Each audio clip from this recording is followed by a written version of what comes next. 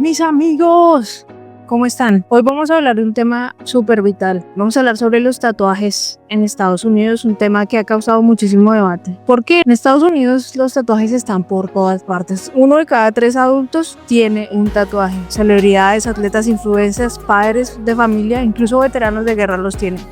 Lo que antes era un símbolo de rebeldía hoy es parte de un estilo de vida de millones. Pero hay un lado oscuro detrás de los tatuajes y ese movimiento.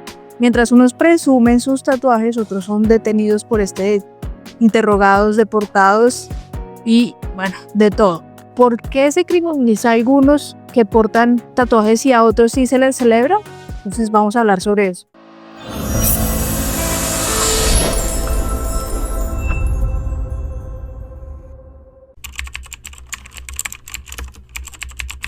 Todos sabemos que los tatuajes no son una moda nueva, todo el mundo los tiene. En América del Norte y del Sur, las culturas indígenas han usado los tatuajes durante siglos. Son símbolos espirituales, marcas de linaje y rituales de paso. Son cosas bien importantes para ellos. Por ejemplo, los inuit tatuaban los rostros de las mujeres como ritos de madurez. En América Latina, los arawak y los mayas usaban el tatuaje con fines religiosos y guerreros. Y esto no lo digo yo, ojo, lo dice un estudio del Smithsonian y todos los estudios de los pueblos indígenas que han realizado los países de América Latina. Pero entonces, ¿cómo se están usando modernamente los tatuajes en Estados Unidos? Pues como les dije, 1 de cada 3 estadounidenses tienen al menos un tatuaje. ¿Listo? Es una parte de la moda, ¿sí? Incluso las Fuerzas Armadas lo permiten con ciertas restricciones. Lo que para algunos es mal visto, para otros es un hit. Y entre más tatuado estés, más cool eres. Pero esta aceptación, el problema de esto es que es selectiva. Si eres un blanco tatuado, eres un artista. Pero si eres un migrante, puede ser una amenaza. Entonces vemos que hay un perfilamiento migratorio sobre el tema de los tatuajes.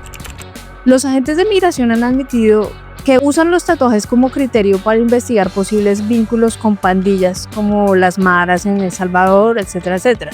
El Departamento de Seguridad Nacional ha dicho que un tatuaje por sí solo no es evidencia concluyente.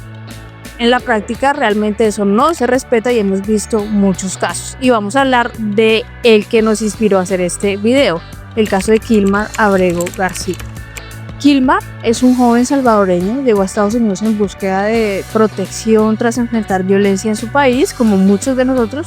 Tiene un tatuaje en el cuello con la palabra Príncipe de Paz, que según su abogado tiene connotaciones religiosas.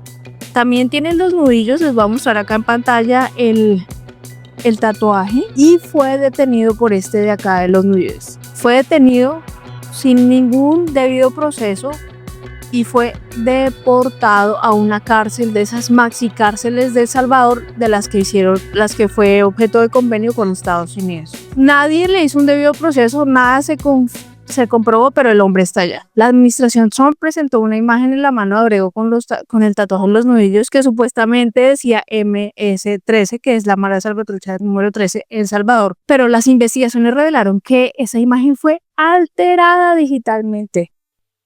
Las imágenes reales son una hoja de marihuana, una cruz y un cráneo. O sea, nada que ver con la mara salvatrucha. Muchos de nosotros nos hacemos tatuajes porque son símbolos muy personales y el hecho de que ellos asuman lo que les dé la gana y los interpreten, pues es muy grave. Ojo que no es que nosotros decimos que fue alterada. Fueron expertos forenses los que confirmaron que hubo una manipulación de la imagen. Puedes leer el reportaje completo, te voy a dejar el enlace en la suscripción para que veas que no es nada que me estoy inventando, sino que son hechos comprobados. Ahora entonces vamos a hablar sobre el uso de los tatuajes en los procesos migratorios. Las autoridades migratorias en Estados Unidos han utilizado los tatuajes como indicios de afiliación con pandillas por años, especialmente en casos de inmigrantes latinoamericanos. Esta práctica ha sido criticada por, obviamente, las organizaciones de derechos humanos por basarse en estereotipos y falta de contexto cultural. El caso Abrego destaca una interpretación errónea de los tatuajes que puede llevar a decisiones migratorias pues obviamente injustas y sin el debido proceso para siquiera comprobarlas que se hace. Pero no solo es el caso de Abrego García, hay otros ejemplos. Han habido inmigrantes detenidos por tener tatuajes sospechosos, incluso sin antecedentes. personas deportadas por tener imágenes que supuestamente simbolizan la afiliación con pandillas o con grupos guerrilleros. La ACLU ha mostrado muchos de esos ejemplos que ni siquiera han sido resueltos porque a ellos no les interesa comprobar nada, sino que deportan a estas personas sin ninguna justificación. Y mi punto sobre este video es que esto es una contradicción sistémica. ¿Cómo puede una sociedad que romantiza el tatuaje condenar a otros por lo mismo? La respuesta tiene que ver con la raza y es lo que siempre les digo. Es un tema de migración y poder. El 65% de los estadounidenses se identifican como ultraconservadores en Estados Unidos y tienen más de 50 años. Y muchos siguen viendo los tatuajes como una señal de criminalidad, cuando obviamente lo ven como una señal de criminalidad, ojo, cuando no son blancos, porque si son blancos son artistas millonarios fascinantes. Al final todo se trata de lo mismo, buscar herramientas institucionales para sesgar a los no blancos y sacarlos de Estados Unidos. Y en este punto yo insisto en la misma pregunta de siempre. Ustedes saben de qué va este canal.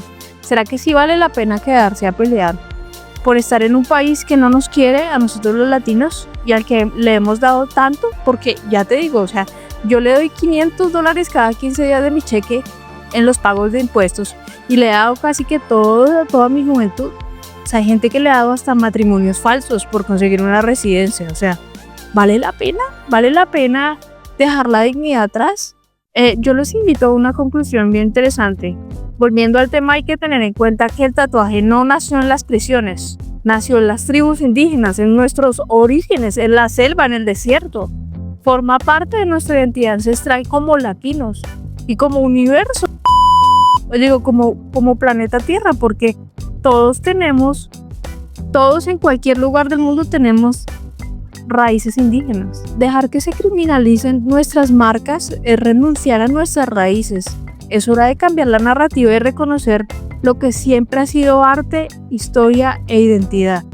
Y es hora de cambiar la narrativa en el sentido de que los latinos siempre aparecen en las películas gringas como narcotraficantes o en el caso de las mujeres son empleadas de servicio. La idea o el concepto que quiero compartirles hoy es el tema de la dignidad.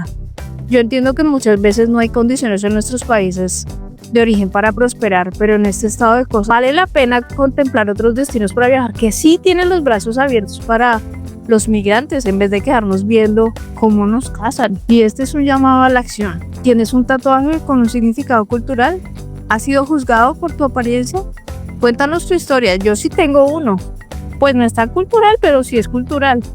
Y dejen en los comentarios, adivinen en qué ciudad estoy grabando esto. Nos vemos la otra semana.